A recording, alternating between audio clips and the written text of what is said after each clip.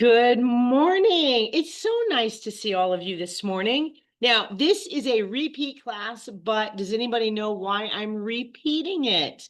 We're going to start on I call it purchase paperwork slam.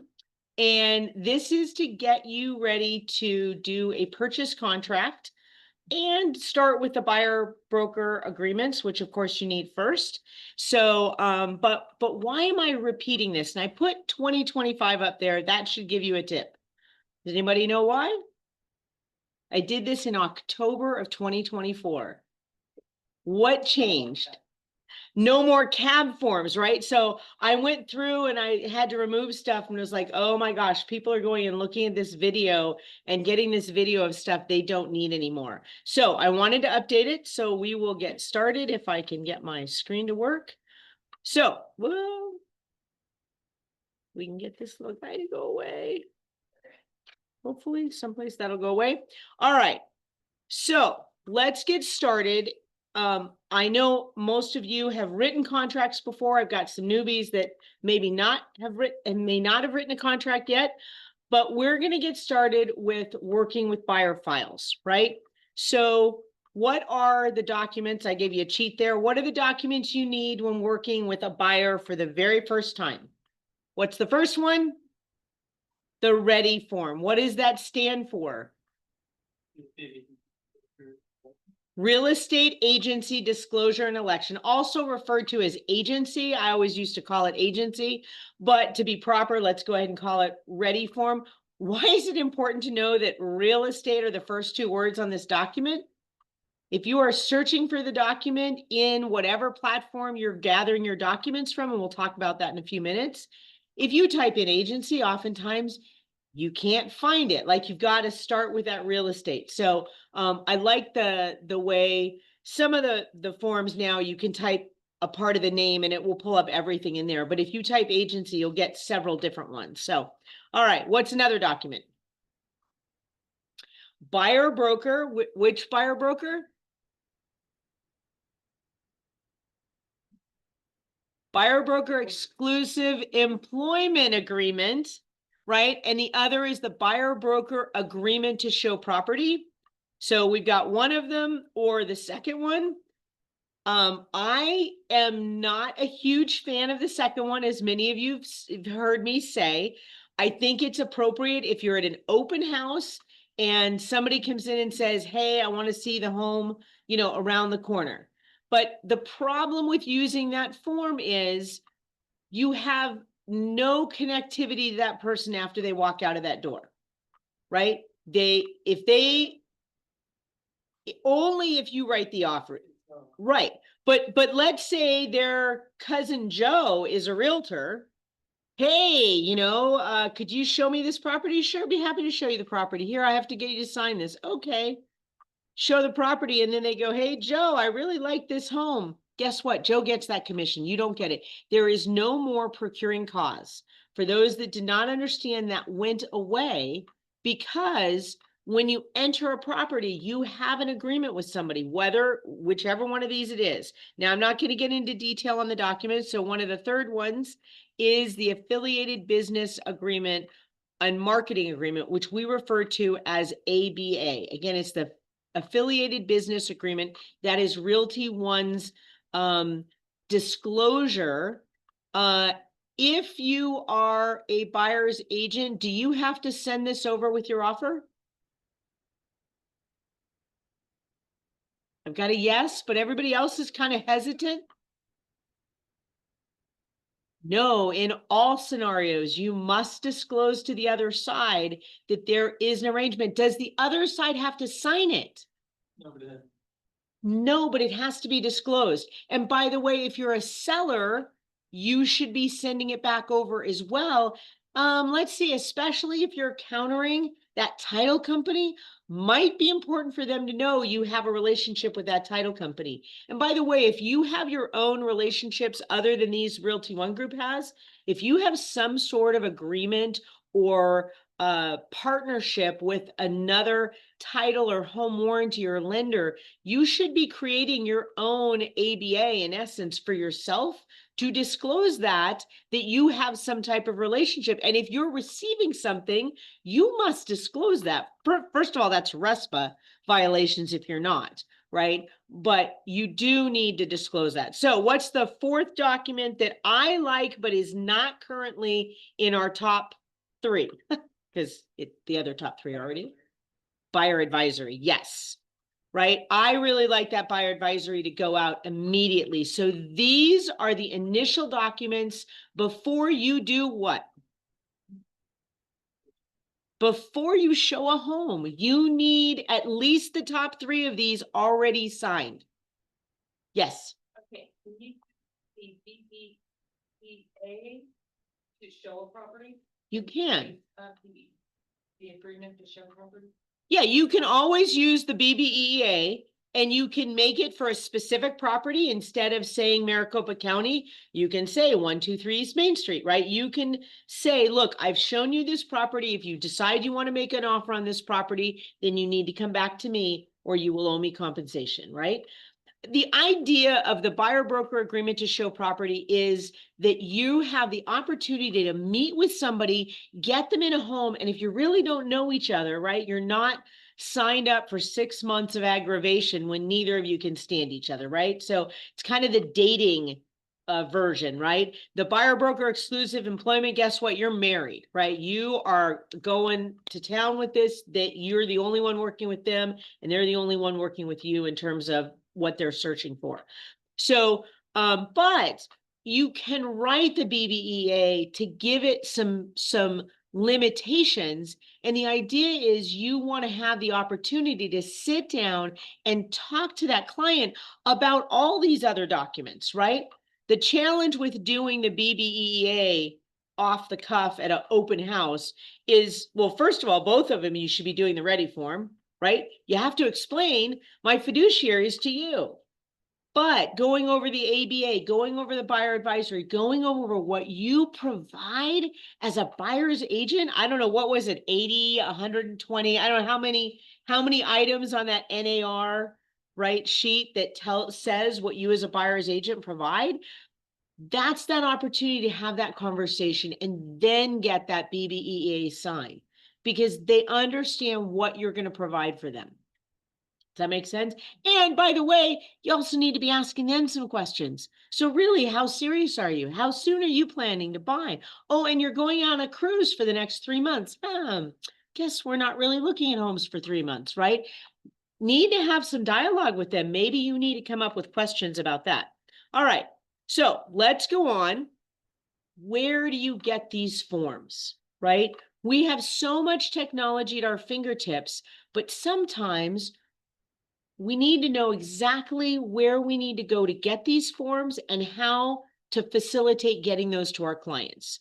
So SkySlope forms. I even updated this and went into my old agent SkySlope so we could actually see what it looks like with SkySlope forms because the manager version looks totally different, right? So, all right.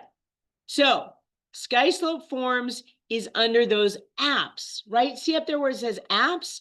That little box with the little 9 dots that makes the little box, that's where you go to get SkySlope forms in SkySlope. So I refer to SkySlope, the main SkySlope, as our big file cabinet.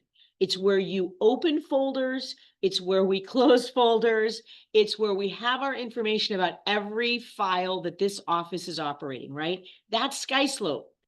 I get people that call me all the time and say, hey, I'm having trouble with SkySlope. And I'm like, oh, hold on a minute. SkySlope or SkySlope forms? They're 2 totally separate things, right? So you go in and you can click that little apps thing and you're going to get something that looks like, well, that's the top of it, right? So my name's up on the top. You can see I've got my agent version of this. So you can see the apps and you click on that and all of a sudden this blue screen shows up, right? The SkySlope forms. On the upper left, you'll see it now says SkySlope forms. It's not the one that has the transactions and listings and open those things up. This is where the forms are that you need to go to get these forms. So the other place you can go, how many of you use Transaction Desk here?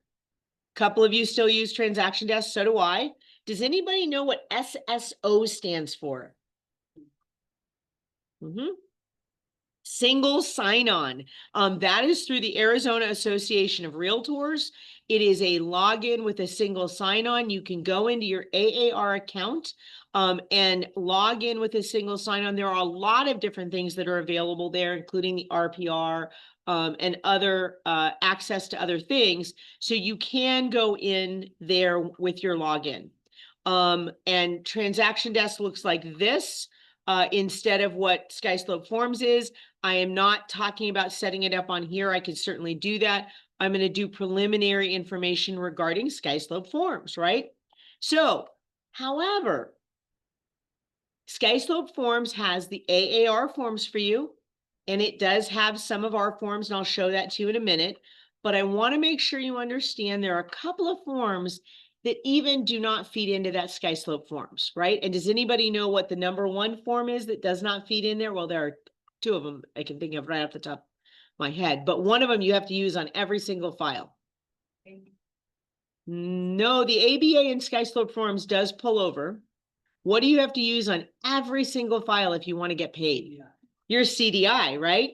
So you have to go to SkySlope More, then go to Working Docs. I'll show you this on the documents in a second. Then Office Docs, then Paradise Valley. And by the way, there are 8 folders that, well, 9 folders now for all of those. You only see Paradise Valley. I can see every office. So the document checklist is another one that does not auto feed into your SkySlope Forms. He's got a doc checklist over there. That's awesome. So this is where you get the word more.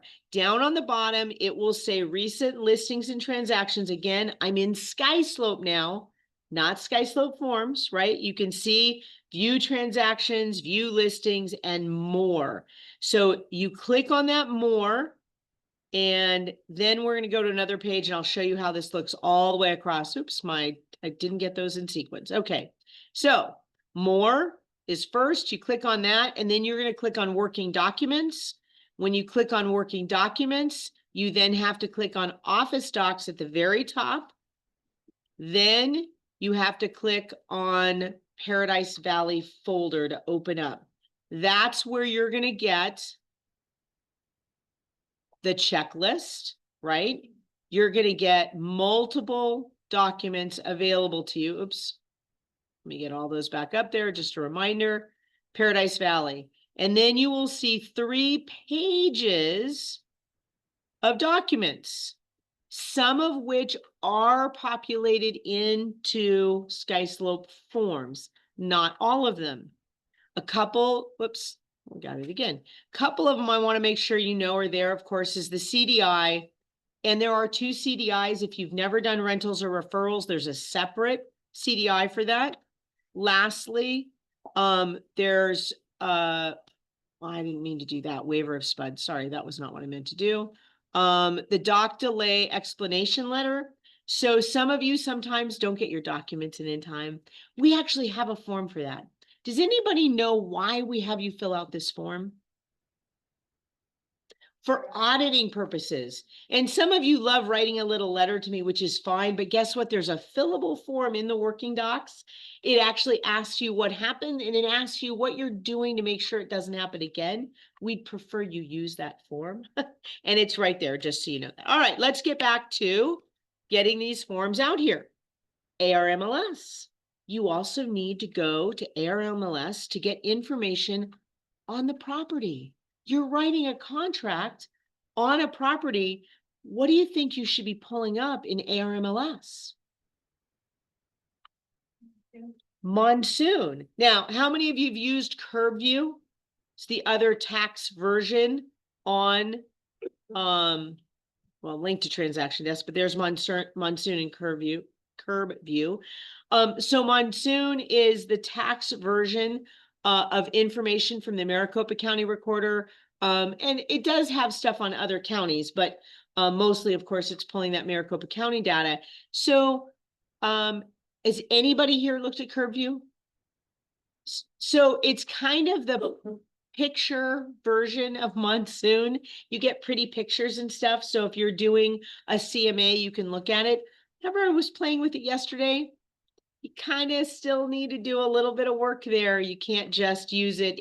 It has the photos, but you got to make sure things are lining up. But really important, why would you need to pull up Monsoon when you're writing an offer? What do you need to know when you're writing an offer for your buyer? Who is the owner, right? And I recommend you don't just look at Monsoon, click through to Maricopa County. I had a scenario where we had the wrong name was in Monsoon. And you, by the way, Monsoon is the realtor version, right? It's run by AAR, I think. No, ARMLS, right? So if there's an error in there, it says like report error. You can click on that and send them the information. They will correct it. So like I had a typo on some seller at one point and I was like, that's not right. And I looked to the actual deed. The deed was correct. It had just been put in Monsoon wrong. So I sent a note in, sent a little clip of the deed going, somebody made a typo. It happens, right? They corrected it in like 24, 48 hours. It was really quick. So please, if you see something like that, make sure you do that. So yeah, seller information, you need to know that. Why do you need to know that? Should be writing it on your offer, right? But are you writing to an LLC, a trust? Are there 6 people on the deed and only one is showing up on the, like, maybe pick up the phone and ask, really, how many people are selling this home? All right. And I'm trying to keep pace here because we've got a class right back to this, but go ahead. Don't you verify legal? Yes, you should be verifying the legal status on Monsoon. Yes. Legal description, yeah. And I'm going to show you how you go through this. I'm giving you a slide deck first, and then I'm going to jump into SkySlope Forms and show you how you can create a sample template. Actually, we're going to go through that. All right. So buyer broker package. When do you need to do the buyer broker package? That's the initial package before you take anybody out, right? Before you go out. You got to get that done. So it includes the ready form. What are the other documents it includes? Must have before you go out. Anybody online want to chime in? Everybody's getting quiet here. Come on. There you go. What's number 3? I don't know that I have the or in here. We'll check it in a second. The ABA, and the last one, which I would prefer you do initially, is buyer advisory. Okay.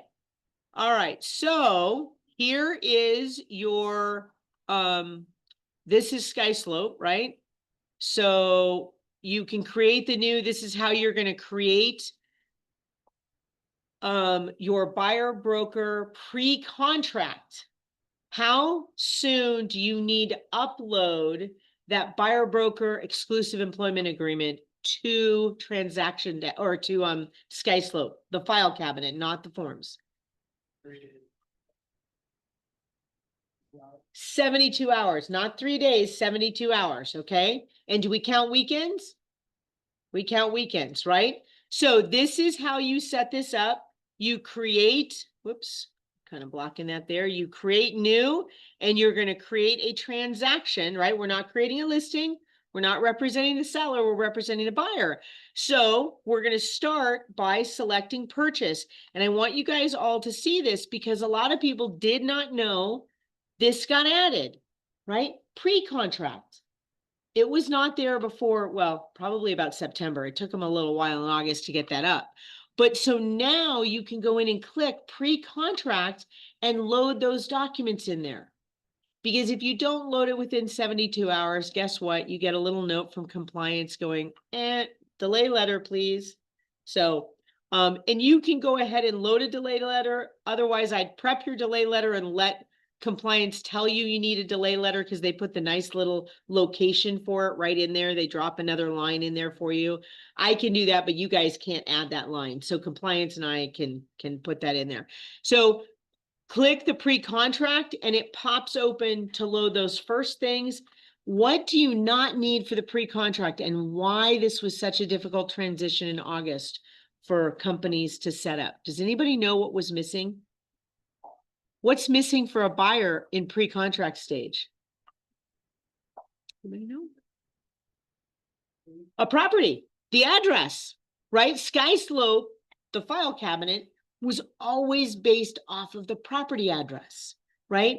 So initially in August, we're like, well, how do we put that in there? We don't have an address, right? So that's why they created this pre-contract, which does not have the field for address that has to be required. And by the way, if you have land or something like that, oftentimes it's 000 we have to put in there because we do have to dummy up an address when it literally has no address, right? And that's fine. But in this scenario, you don't have to do that. Click pre-contract. You get to load those things in. A lot of people are confused because the buyer advisor is way down below and they're like, well, do I have to put it in there? Just get it done. You'll have it when you're ready. You can put it in later. We only require those first three initially because those are the ones you have to have before you go show property. Okay. Ready to write an offer. So we are going to get started. Your buyer broker contract's already done. It's all set.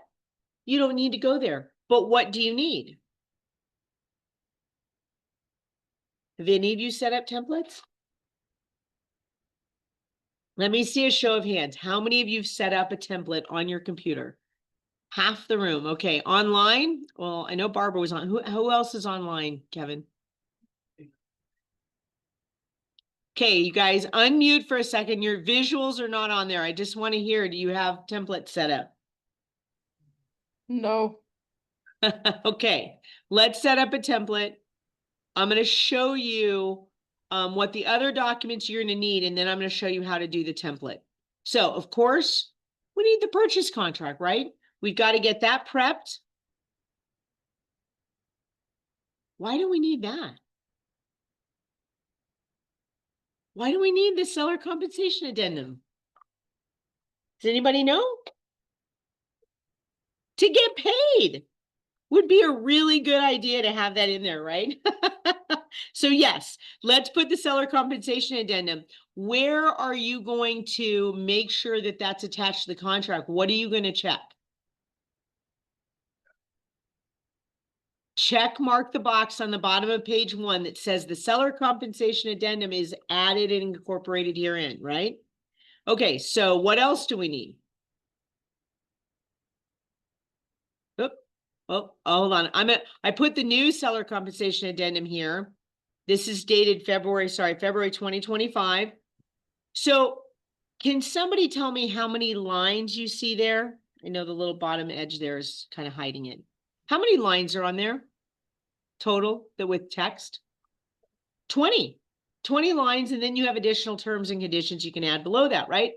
So when a seller doesn't sign the seller compensation addendum, what happens to all those lines? They're not valid, right? So if you ever get another agent that says, oh yeah, we countered the seller compensation addendum, so we don't need to include it. Can I ask you guys, if the seller counters an HOA addendum and doesn't agree to pay the transfer fee, do they not sign the HOA addendum? They do. They do. Of course they do, right? Because it's a part of the contract. So a lot of people want to counter line 10 and figure, oh, countering line 10 takes care of it. I don't need the seller compensation addendum. Well, let me show you something here. First of all, when you're filling this out, you've got to check any that apply and fill in the compensation, right? But really important, it says the amount paid on is in addition to any seller concessions credited to the buyer in the contract, 1. And then consent for the buyer broker to receive compensation from more than one party of the transaction. So if you're the buyer broker, don't you want to make sure you can be paid by both the seller and the buyer? This is the document that allows that. Yeah. Are you saying people submitting offers without the SCA signed and approved? No, the buyer is signing it. Seller's saying, I countered line 10. I don't need the rest of that. And I'm like, Oh, they didn't sign. there's more than line 10 on this document, right? Okay. So let's go in here. No, you do not. You tell them that they need to sign that. It's a part of the document. It's a part of the contract. Line 37 is checked. It's a part of the contract. You can't not sign that. Then change it in a. You do. Do we redo the purchase contract when we write a counter? Do we redo the seller compensation addendum when we counter it? You just write the counter. That's why you have a counter, right? Okay. So we also need a pre-qualification form. Now, we have that in our system, but do we use it do we prepare it, or where does that come from? The lenders, right? And does everybody know that the contract actually says an AAR pre-qualification form is attached? Doesn't say maybe or will be provided. It says it's attached with your offer. Isn't that cool? I'm just surprised it's not like all uppercase, like, capitalized, but it is attached. And I can't tell you how many people don't attach it. Like, okay, is the contract says it's attached. Please make sure it's there. Now, if you have a letter from the lender, fine, but the buyer can still fill out the top of the pre-qualification form, right? And ask the lender to fill it out. If they won't, then you are stuck with the letter and deal with that. But it's kind of a bummer. Okay, buyer contingency. These are some of the other documents that may be used. We're not going to go into detail on buyer contingency. If you have never used a buyer contingency form, please, before you use that with your client, one, read it. Read that document, okay?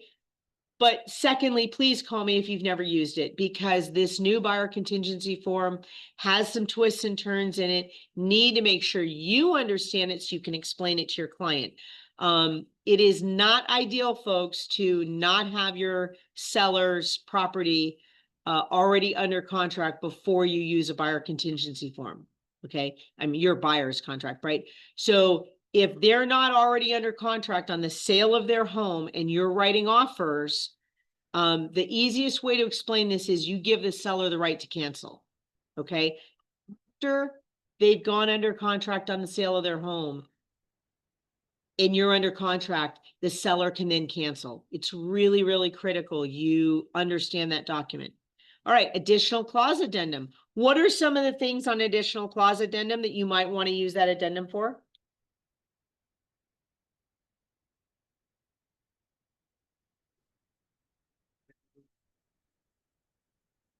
Appraisal contingency, if you want to add that in, if it's a cash deal, that's how you get the appraisal contingency. What are there's other appraisal contingencies. What might you want in there? If it doesn't appraise, there's some paragraphs for that. So there are quite a few different things in the additional clause addendum.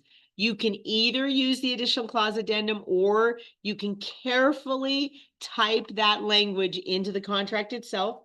If you've never done proofing before, by the way, if you want to make sure you got it all right, read it backwards, because your mind won't automatically know that you misspelled it. If you read it forwards, our minds trick us, and there are plenty of typos that we do not catch when we read forwards. But if we read backwards, we're actually having to read letter by letter backwards. Does that make sense? And punctuation. So, HOA addendum. Now, this is not something that you will prepare. Where do you get the HOA addendum? In the MLS. Hopefully, the listing agent has put it in there. What? In the docs tab, right? And if it's not there, what are you doing? You're calling the listing agent and asking for it. Why?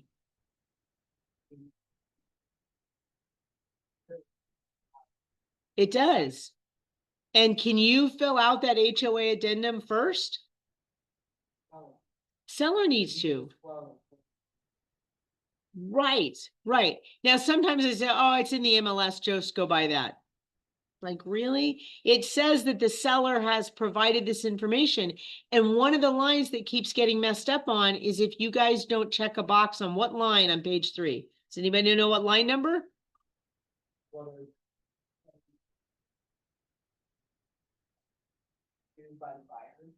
That, yes, but what's the line number on page 3 that's the challenge? Title needs to know this information. It's line 75. Line 75 is information that was not provided accurately on page 1 will be paid by buyer, seller, or other. So you can split it, but you need to put something in there because the problem is if there's an error on page 1, who's covering it? Title doesn't know because you guys didn't put it in there. So you got to put it in there. It's really, really important. Okay. Lead-based paint addendum. Are you preparing the lead-based paint addendum? Are you ever submitting a lead-based paint addendum as the buyer's agent without having received it from the seller? Do you know what the fine is if you do that and your file is audited? A lot. Any guesses? If you do the bottom without anything on the top, it's like $10,000 if you have 2 buyers. Okay? Because it's every initial and every signature that's wrong. And think about it, there are 3 on the side, so that's 6 if you've got 2 buyers, plus their signatures, so that's 8, plus your initial and signature, which is 9, 10. $1,000 a piece, and that's $10,000. Okay? So I will send you a note and say, if you'd like me to leave this in there, I will, but understand you are the one liable if your file is audited. It's not the broker, it's you. So please don't ever think of writing a lead-based paint. Just get it from them. It's the only document we have that cannot be signed in counterpart, must come from them. Why is it wrong if your buyer is signing the bottom without the top? What does it say right in the middle of the document? Buyer what? Buyer acknowledges they've received and have read the information noted above. Nothing's noted above. How can they sign?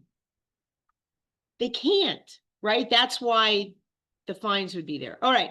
Solar addendum. I have word that this is being revised. So let's see. It's currently June. This should be revised in the October updates. They're going to make some modifications on what documents and when the documents have to be delivered, which will be great. Again, this is a document that often is not provided by the seller, but at least you can call and get the information to put on there. It's not a lot right now. We'll have to see what the next version is. On-site wastewater treatment. This is one, if you do not have a sewer system, you need to make sure is attached. Really important because if the property does have to have the sewer system inspected and cleaned, and who does that? The seller does, right? Normally inspections are done by the buyer, but in this case, they're done by the seller. All right. So if you'll notice, I put on the bottom all of these different boxes that you can check, and I didn't even do them all, but I did most of them, right? And you'll see that I'm going to recommend you actually in your template have that little box next to seller compensation in your template checked, right? Let's include that. Make sure the seller compensation is included. All right, let's see. Additional disclosures. These are not to go to the seller. These are things we use in our office. You do not have to forward them on. Wire fraud, market conditions advisor if you want to do that. And then we do need a copy of the MLS printout once you've gone under contract. We need the private version. Does anybody know why our office needs the private version? There are 2 key reasons. Which information can change, right? Well, wouldn't be visible anymore, huh? That's the other side. Has the other side's information and also has I believe it has the off-market date information when it goes, if it shows when it's gone under contract, but it has the other agency and company information so that we have all of that on there to make sure we know how to reach out to them if needed. Okay. All right. I think I get to go right. Buyer package is already done. And I'm going to move over to SkySlope. So I'm going to do this a little backwards because I'm not on my home computer. So we are going to go into SkySlope this way. So again, this is gonna be Sky Slope Forms. We're gonna go in here. All right, so. Let me get Sky Slope. Any questions while this is opening? Does everybody understand we're gonna do a template in Sky Slope Forms? How many of you have attended the Sky Slope training that Rock Title provides? Was that good? It's about 2 hours total. Yeah. So well worth it to invest in. So again, I'm going up here to the apps, and gonna go to forms. So that's where we're gonna start. All right. Sure, I'm watching my time here. Okay.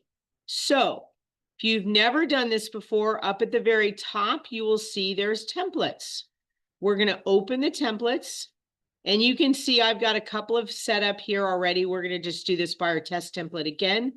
But one of the things you can do is create an initial package here, right? Buyer initial package. You can create it with your favorite title company. I've got Rock Title highlighted here. And this is 5 forms. We know what, I don't know what the 5th is that I've got the 2 buyer broker agreements in there. So you have your options there. So you can have that initial package already set. So you can go in and just do your buyer broker setup. I'm going to show you how to do it just all in one with all the rest of the documents. And we're going to start with create.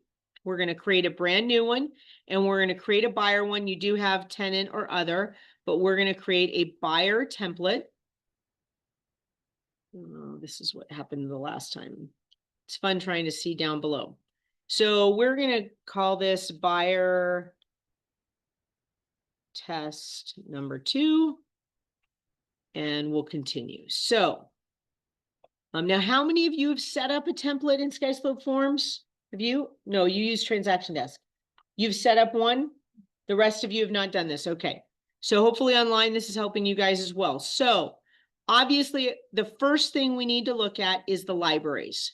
Now it's really important you see what libraries are here. I have a couple of extra ones here you're not going to have, but need to make sure that you have the AAR library, Arizona Association of Realtors, the Arizona Regional MLS library. You will not have the MLS choice. You do need to make sure that you have the Realty One Group corporate AZ broker library, not the Group Arizona. You won't have that one. And then you need your library from your association, whether that is Scottsdale, Phoenix, or WeServe. I belong to WeServe, so that's the library I have. Okay, if you do not have those 4 libraries, again, AAR, Armless, our AZ broker library, or your association, those 4 libraries should be there. If you don't have that, you need to send a note into help desk and say you're missing one of your libraries. Where do we see that? Under, whoops, right here, filter results by all libraries and click on all libraries. Do you not have that in there?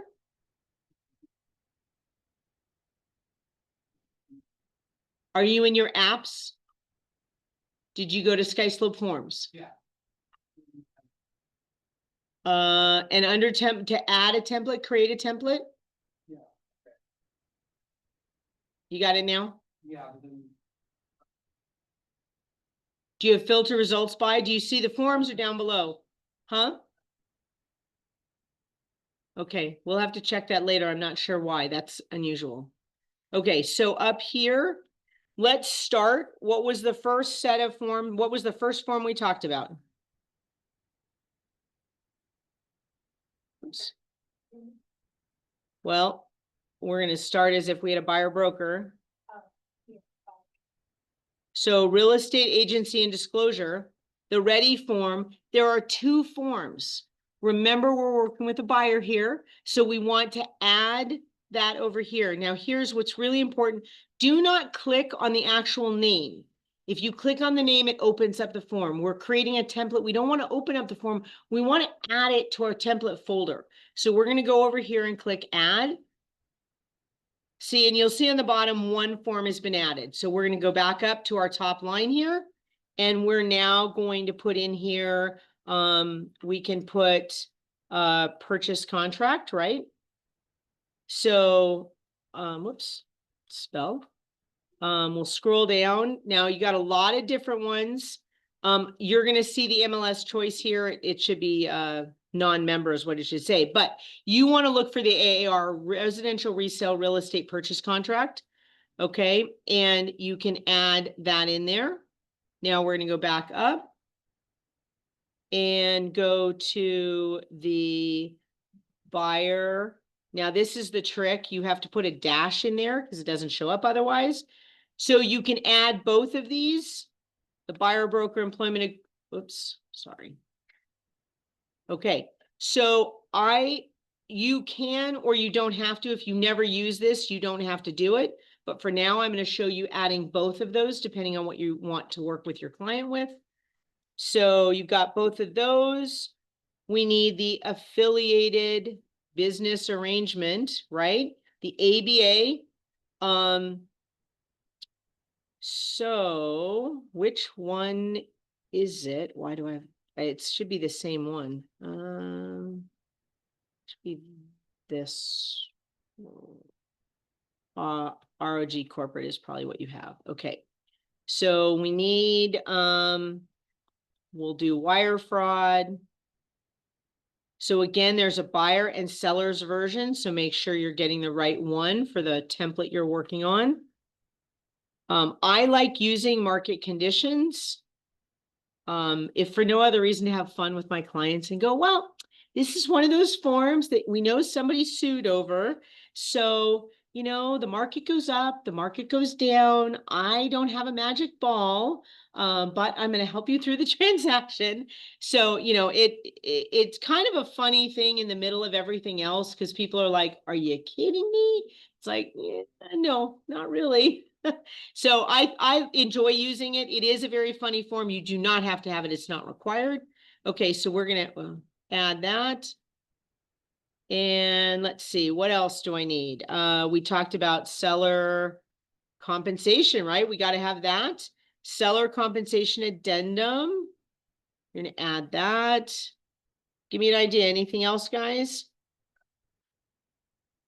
I did not. Now, I probably did not because here's the thing. I don't like using the buyer advisory on here. Does anybody know why? Who has Cox emails? Does anybody still have Cox? Okay. Who has Yahoo? Right?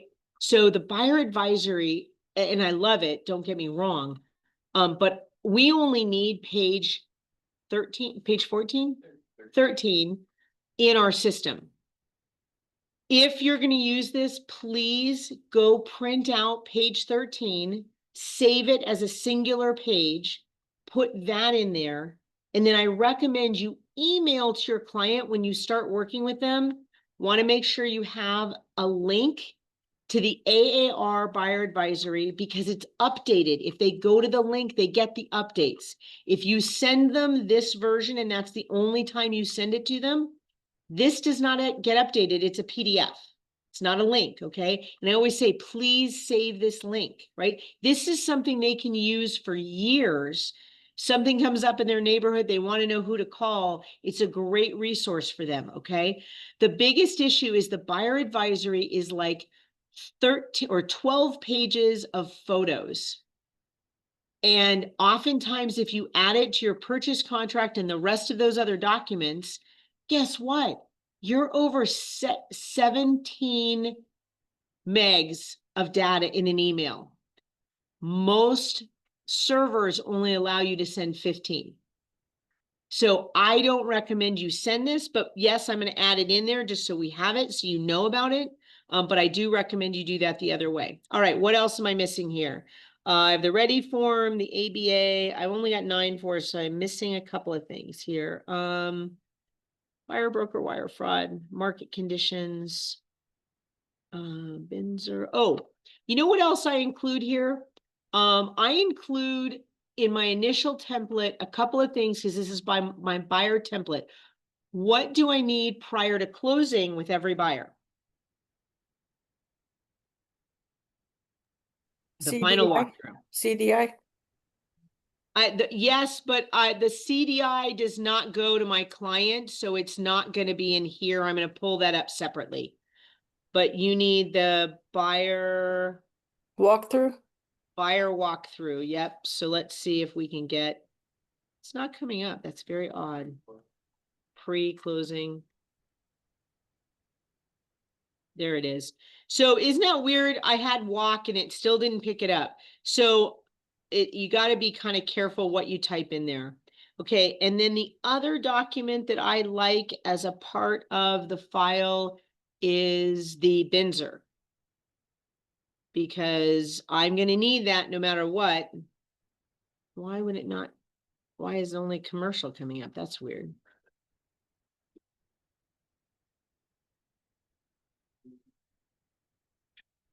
Let's see. There it is. Thank you. You hit that one on there. Okay. So those are the 11 forms, and I'm going to hit continue down here. Now I'm going to watch my time here because I only have about 10 minutes. So I'm going to show you how you prepare these.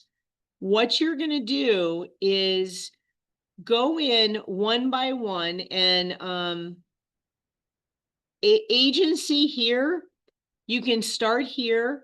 And what you're going to do is put in, whoops, Realty One Group.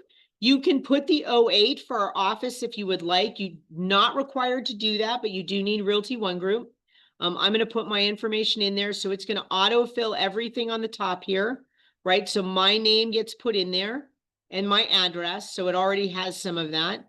I'm going to put my agent code in here. Whoops. So it luckily it has it all saved in here. My license number is broker number. You also need the brokerage number. By the way, that was the number you used when you joined at the Department of Real Estate. You can find it by looking up any of our listings or just go to your Arizona Department of Real Estate sign on. It will have that information there.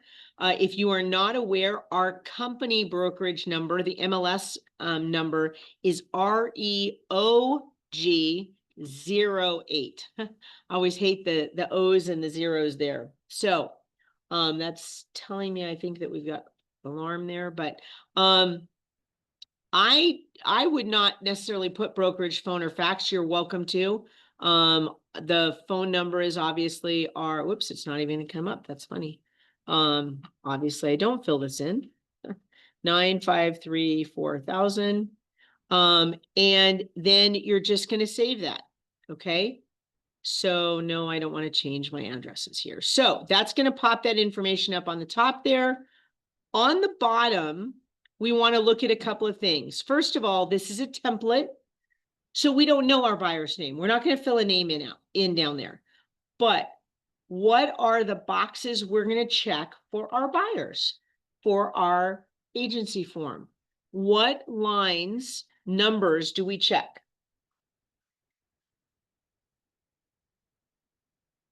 So I had somebody here say 48 and 50.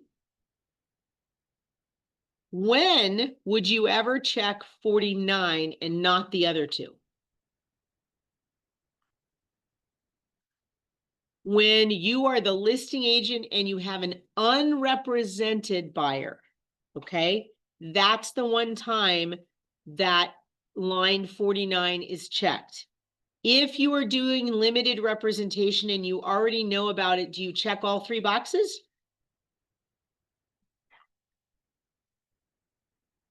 No. And here's the reason. The agency form is done initially with your buyer with consent to move forward and show the properties listed with a broker's firm. It's not done in combination with the consent to limited representation. Now, you could have added consent to limited representation, but again, usually that comes after the fact and it's added, right? It's not done with your initial buyer package to your buyer. It's your buyer. Now, if you don't check box 50, are you allowed to show a Realty One Group property to your client? No. And you need to explain that. And we actually have an agent in here that I think, didn't one of you have a client that said they did not want, maybe not, did not want them to have any Realty One Group agents view their listing. So, we have 3,000 agents in Maricopa County, folks. That's a lot of agents. Okay. But that's how you set that up. And then on line 60, which box is going to be checked? I kind of cheated that. Okay, so we are going to move on to the next document. We don't need to save down below. We don't want to save our template. All changes have been saved, so we're going to go to the residential resale purchase contract. Now, yep. Line 49, you're saying that if you're the seller, the buyer from, sorry, listing agent, you would have them sign this and you check all three or just for you? So the question is, if you have if you are the listing agent, right? We're talking about buyers here, but if you're the listing agent and you have an unrepresented buyer, they would only check 49 because you are not representing them. Line 48 says you are representing them as the buyer. If they're unrepresented, no, they would not. Now, if you were doing limited representation, you would then do this same thing, 48 and 50. You would not do 49 because it then says you're on the other side. The consent to limited representation goes into that in detail. You don't try to do it on this document. This document is your initial document to talk about your representation, your fiduciary roles. Then you add, that's why the consent is added on later. And we just had a situation where an agent joined Realty One Group in the middle of a transaction with a Realty One Group agent. And their agent said, oh no, we have to redo the whole contract and show that consent to limited representation was in place the whole time, changing all these things, all these boxes. Like, you can't go backwards, folks. It was not in place when that offer was written. Everything's been negotiated. So you don't think that something was violated in that time because they were not limited representation. And you can't go backwards. So we had them do an addendum that says, as of this date, we are now under a limited representation situation, right? Because now the agent joined Realty One Group. You don't not move because you're in a contract. They moved offices. It happens, but you can't go backwards, right? So you have to go from that date forwards. Does that make sense? Okay, let me go to the resale contract because we want to get through hopefully most of this. I'm not going to get through the whole contract, but I'm going to go very quickly here. I don't know if I can't move those over. Okay. What you're doing is actually doing the items that you can do in advance. We don't know the buyer and the seller. We don't know the address. I would love to put the county down, but it won't accept it because it wants the rest of the address there. I used to in the old form put Maricopa because most of my stuff was in Maricopa. Can't do that. Legal description can't do that. You obviously don't know the dollars because we don't even know what the property is, right? But we can put things next to earnest money. I've seen all sorts of things. I've seen to be paid to title. You don't need to put that because it says earnest money. Upon acceptance, earnest money will be deposited with, and you do need to check escrow company because what is the one thing I can tell you is never going to happen. You can never check the broker's trust account because we don't have one. So, that's not a possibility. I'll come back to the line 17 in a second. So this is what I usually put on these. And if Mike comes back, we'll put him on the spot to be used for, you did, acquisition costs. Hey, Mike, you can come down to camera here. We're just going over presetting the template for the purchase contract. Okay. If you are doing this, why would I use the word acquisition instead of closing costs on what earnest money can be used for? Because it can be applied to anything regarding acquiring the property. Including the down payment. Including down payment. And that's what I wanted to hear, right? So if you put closing costs, the one thing that is not a part of closing costs is your down payment. Ever. Okay, so, and I always laugh at this. I don't know if you've heard this or not. I have been schooled by people telling me that there's a calculation on this page. Can somebody tell me where the instructions on that calculation are on that page? I don't see any minus or plus or equals. I've had people tell me you have to have a number on line 10, subtract the earnest money, subtract the additional funds for down payment, additional funds at COE. And then you get this miraculous loan amount or final amount there. There's no calculation there, folks. You do not have to have it calculate that way because, in fact, that earnest money may be used for closing costs and not your down payment. So it would not be subtracted out. It's up to you. You can do it either way, but it is very funny because people have told me, oh no, you absolutely have to subtract it out.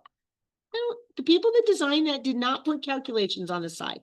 So this last line, I used to put down first loan. Does anybody know why I used to write first loan? I've been doing this long enough that that's what we used to use. Melissa Gasper, have you been doing it long enough to know why I would put first loan there? No, but You hit that right on the nail. 80-20. We used to have first and then second loans. That's right. 80-20 or an 80-15-5. That was 80% loan, 15% second loan, and a 5% down. And it was called an 80-15-5. Okay, so you don't have to put first. You can put loan, and then later on you can put FHA, or you could put conventional if you want. You don't even need that, right? So those are some of the things you can put there. Whoops, sorry. Did not mean to do that. Now, let's get to line 17 because I'm running out of time here and we got to jump over. How many of your clients actually have checks? If you know your clients don't have a checkbook, you may not want to use personal check. You may want to preset wire or preset other. It's up to you. Some title companies have the ability to do it via text, that they can write a check and then deposit it via check. So let me get rid of that one. All right. You can't do close of escrow date. I'm going to just do a couple of these. Remember, I told you seller compensation. I would definitely check line 37. And then I would go through, you're not going to know any of this information. I would go through to title and escrow.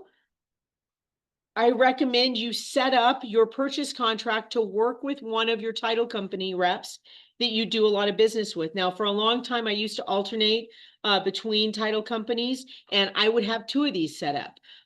So I would have one, well, I won't use the names, but now I've Rock Title, and I do have other people I've worked with, but I primarily look at Rock Title, obviously as one of our affiliates, but you may have somebody else, and I would have two different ones set up. So that information's already there. You don't have to find it when you're trying to get this contract out. It's all set.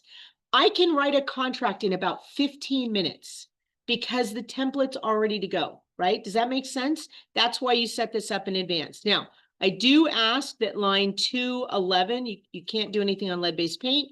Go down to 211 and type the word none here and add that. The reason for this is saying the buyer warrants that buyer is not relying on any verbal representations concerning the premises except as disclosed as follows. So if you have taken that client to the property, they have seen it with their own eyes, or you have gone to the property and done a video tour for them, not the one that was on MLS or Zillow, but you walked them through the property, because I'm hoping you're going to go, oh, hey, look, there's a mark on this wall. I want you to see that. Let me put my camera here, because they're not there, right? But they're not relying on your verbal representation. Oh, the home is great, smells wonderful. It's, you know, the backyard is gorgeous. There's no flyovers by those FAA flights, you know. They're not relying on your verbal information. They've been to the property. Does that make sense? So fill that in. If you're working with investors, maybe you're putting down an auto of 5 days. If you're working with investor, have the investor packet ready to go, because you know what they're going to do on all those, right? You can have all their information preset if you're working with an investor over and over and over again. I would probably have you check sewer system because most of the properties you're gonna be dealing with have sewers and not septic. Can't put home warranty. We're gonna get to the very bottom. Seen very few additional terms and conditions on buyers right now. So you're gonna go all the way to the bottom. You can't put when you want a response time. It auto filled in my information up there. I would put your telephone in there, make sure that's there. Whoops, cancel that. Ah. Okay. I would preset your buyer right there, and I would preset seller on the bottom end of that. And that's pretty much everything on that document. I'm not going to go through the rest because I got to get to this training class we're doing. You're going to just save this template, and then the next time you go in and you go to create a file, go to files here. And you should be able to create here, and you're going to create a file. You will later on have the opportunity to add the template or use the template. I can't get there from here. But when you do that, all of those files load in there. You don't have to add them in, and they're already preset for you. Does that make sense? Okay, I have to stop this recording. Everybody online, here's the challenge. I do not have the ability to, whoops, where's my, let me stop the recording. So I do not have